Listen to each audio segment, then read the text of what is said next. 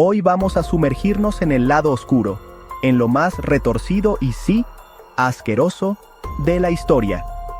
Costumbres tan extremas, tan ajenas a nuestro mundo moderno, que cuesta creer que alguna vez hayan sido normales.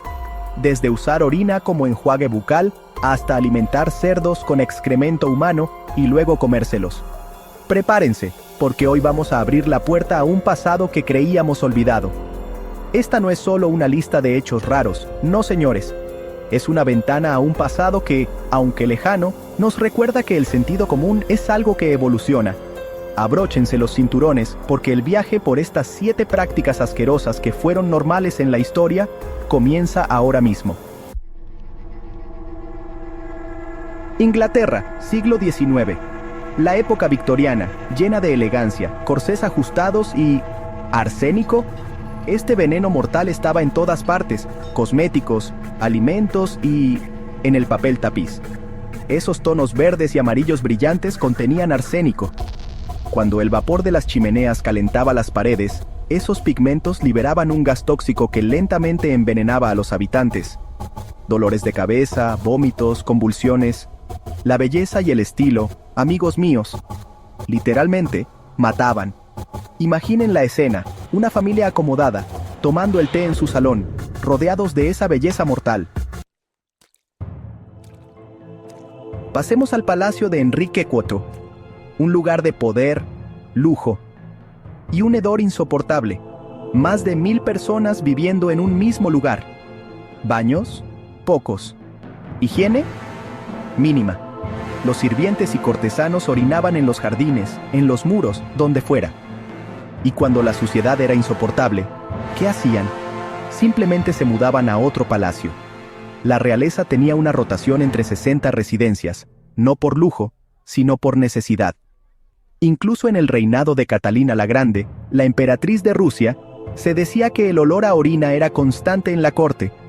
La opulencia, amigos, oculta entre la pestilencia. Imaginen esto, más de 1000 personas viviendo en un mismo lugar. Baños, pocos. Higiene, mínima. De la realeza europea viajamos a la China rural, y aquí la cosa se pone intensa. Imaginen una letrina. Ahora imaginen que debajo de esa letrina viven cerdos. Se llamaba letrina de pocilga, y era un sistema donde los retretes estaban diseñados para que las heces humanas cayeran directamente donde estaban los cerdos. Quienes las comían. Sí, amigos, como lo oyen, los cerdos se alimentaban de excremento humano, pero la cosa no termina ahí, porque después de comer los desechos humanos, esos mismos cerdos se convertían en comida para la gente. El ciclo de la vida, amigos, llevado a un nivel absolutamente insalubre. Imaginen una letrina. Ahora imaginen que debajo de esa letrina viven cerdos.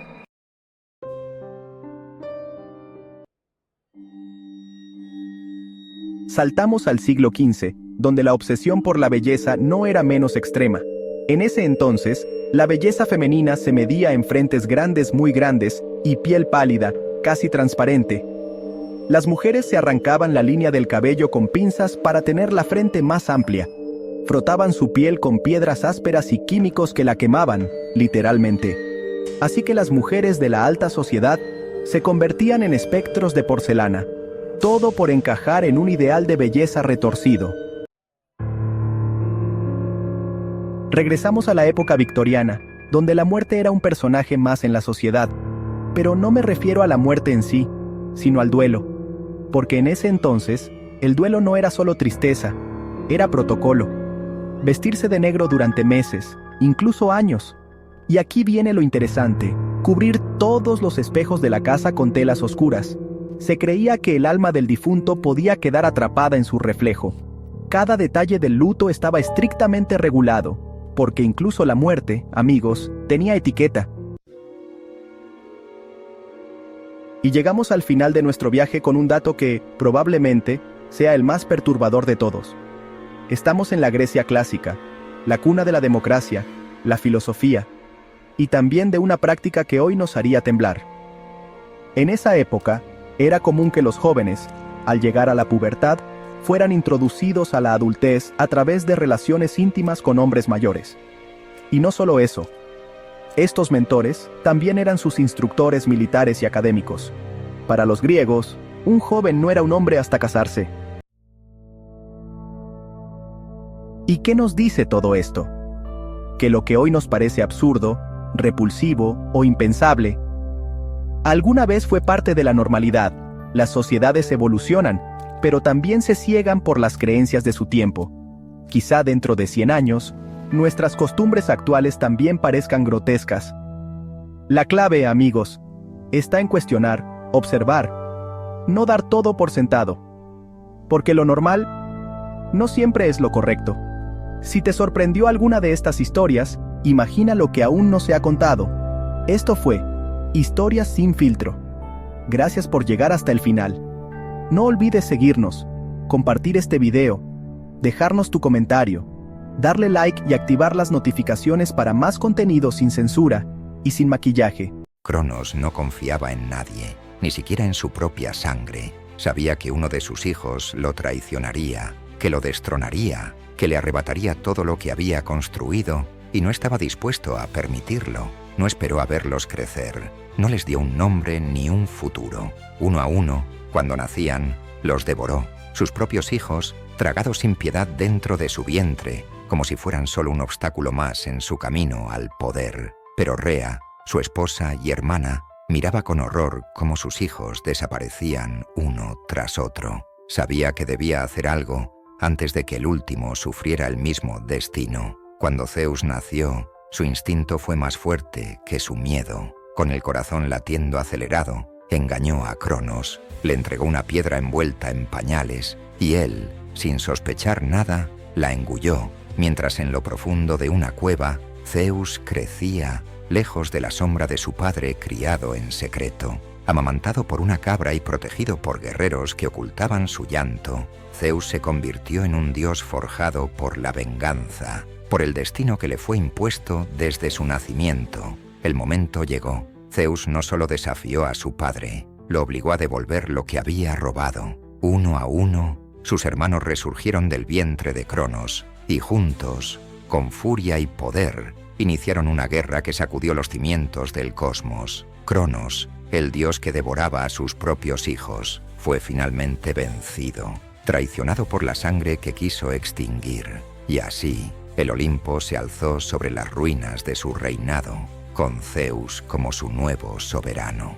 Las hijas de Zeus eran el mayor temor del Olimpo. Desde el instante en que nacieron, su presencia eclipsó incluso a los dioses más poderosos. Cada una portaba un poder capaz de destruir imperios y desafiar al rey de los dioses. Helena de Troya, aunque mortal, era una amenaza. Su belleza, tan devastadora como un arma, desató la guerra más sangrienta de la historia, dejando claro que no necesitaba un trono para dominar Hebe, la diosa de la juventud. Aparentaba ser inocente, pero en sus manos estaba la vitalidad de los dioses, y un solo error suyo podría haber condenado al Olimpo entero. Artemisa, la cazadora implacable, era feroz e indomable, conectada a la luna y la naturaleza, protegía a los vulnerables, pero su ira era legendaria contra quienes osaban desafiarla. Perséfone, la reina del inframundo, controlaba los ciclos de vida y muerte. Su dualidad entre la luz y las sombras la convertía en una fuerza temida, tanto por vivos como por muertos. En la cima estaba Atenea, la diosa, nacida de la mente de Zeus. Su inteligencia y habilidades estratégicas la hicieron la más respetada, capaz incluso de desafiar al propio Zeus si se atrevía a dudar de ella. Estas hijas no eran solo el reflejo del poder de Zeus, eran una amenaza para su legado. Eran ambición, caos y poder puro en su presencia. Incluso los dioses temblaban. El hombre al que 1000 mujeres no le fueron suficientes para satisfacer sus necesidades. Ese fue el rey Salomón, que a lo largo de su vida acumuló 700 esposas y 300 concubinas, un número que reflejaba no solo su poder y riqueza, sino también su insaciable búsqueda de satisfacción. Cada una de estas mujeres no solo representaba un amor o deseo, sino una pieza clave en su imperio, una extensión de su dominio. Pero a pesar de su vasto harén, Salomón pronto descubrió que las caricias y promesas de amor no eran suficientes para llenar el vacío interior que sentía. El placer efímero de estar rodeado de mujeres hermosas pronto se convirtió en algo vacío y fugaz, incapaz de apaciguar los anhelos más profundos de su alma. Aunque tenía todo lo que un hombre podría desear, el rey no encontró la paz que tanto buscaba. En sus últimos años, Salomón se dedicó a reflexionar sobre lo que realmente importaba. La sabiduría, su mayor tesoro, le reveló que el amor y el placer, aunque esenciales, no son suficientes para dar sentido a la vida.